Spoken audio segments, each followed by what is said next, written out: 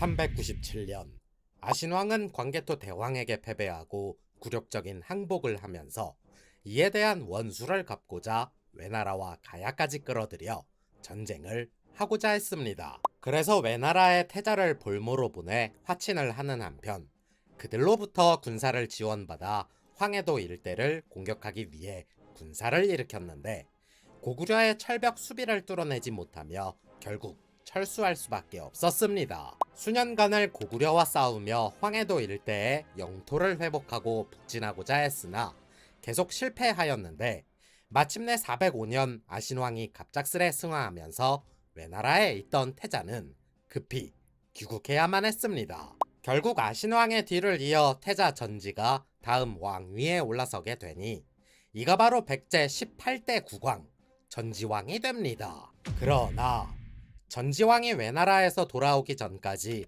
아신왕의 동생이었던 훈해가 섭정을 맡아 백제를 돌보고 있었는데 이때 아신왕의 막내 동생이었던 설레가 진시 가문들과 결탁해 쿠데타를 일으키게 됩니다. 이 쿠데타로 훈해의 부고 소식을 듣게 된 전지왕은 아버지 아신왕이 돌아가시고 급격하게 어지러워진 백제를 안타까워하며 고국으로 돌아가고자 했습니다. 뒤이어 외왕에게 나아가 울면서 고하길 백제로 돌아갈 수 있게 해달라고 부탁하였는데 외왕도 지난날의 백제와의 관계를 걱정하며 이에 군사 100과 함께 전지왕이 돌아갈 수 있도록 지원해 주었습니다. 우여곡절 끝에 전지왕은 백제로 돌아올 수 있었고 한성 부근에 이르렀을 때쯤 저 멀리서 충신이었던 해충이 급하게 나와 전지왕을 맞이하며 고하길 설레가 훈해를 살해하고 왕위에 올랐으니 전지왕마저 변고를 당할까 염려하는 것이었습니다. 큰 충격을 받은 전지왕은 그대로 말머리를 멈추고는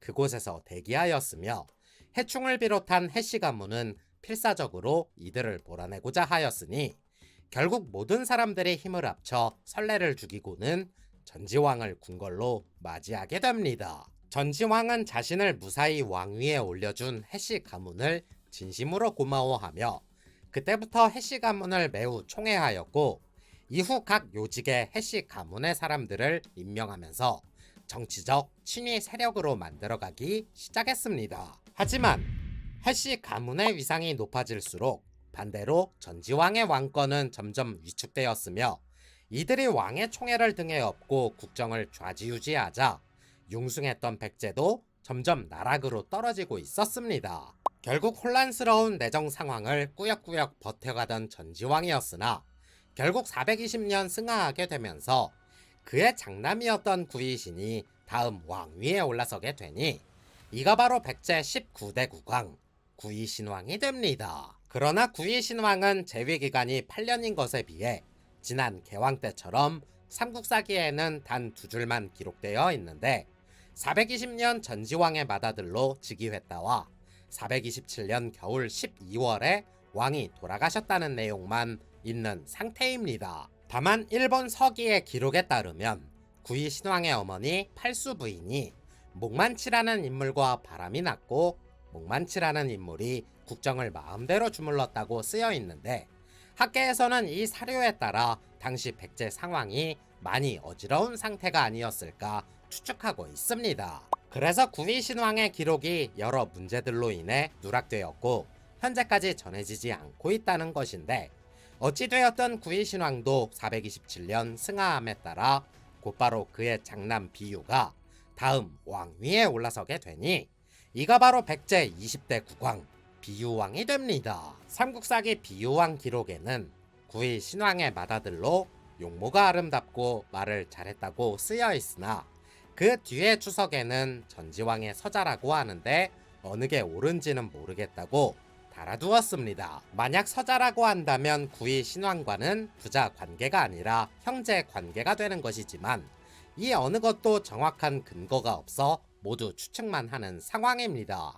아무튼 비유왕은 재위기간 내내 송나라와 화친을 맺으며 조공 관계에 따라 책봉을 받았으며 북으로는 고구려의 침공을 막아냄과 동시에 전력차를 극복하고자 신라와 적극적으로 화친의 길을 모색하게 됩니다. 당시 신라의 상황은 눌지왕 시절이었으나 내무랑 시절 광개토 대왕에게 굴복한 뒤 내정 간섭을 받던 상황이었는데 눌지왕은 치욕스러운 내정 간섭에서 벗어나고자 독자적인 세력을 구축하기 위해 부단히 애를 쓰고 있었습니다. 하지만 신라 혼자서는 고구려를 감당할 수 없었던 찰나 백제와 공감대가 형성되며 두 나라의 동맹관계는 급물살을 탈 수 있었고 마침내 두 나라는 지속적으로 선물을 주고받으며 화친을 도모하게 됩니다. 결국 434년 백제의 권유로 신라는 백제와 손을 잡으면서 나제 동맹이 성립되었으나 외나라와 백제의 사이가 비교적 나쁘지 않았던 반면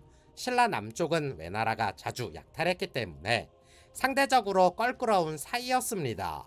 그러나 이러한 불편한 관계는 고구려의 막강한 힘을 이겨내고자 깨지지 않고 유지되었으며 나제 동맹을 성사시켰던 비유왕의 유일한 업적으로 평가받고 있습니다. 하지만 비유왕도 재위 29년 차인 455년 갑작스럽게 승하하면서 그의 장남 경사가 다음 왕위에 오르게 되니 이가 바로 백제 21대 국왕 계로왕이 됩니다. 여러 논란을 뒤로한 채 비유왕이 사망하며 급하게 왕이 되어야만 했던 계로왕이었으나 석연치 않았던 아버지의 사망으로 그가 온전히 왕으로서 역할을 수행할 수 있었던 것은 즉위한 지 한참 이후의 일이었습니다. 영상이 재밌었다면 좋아요와 구독 부탁드리겠습니다.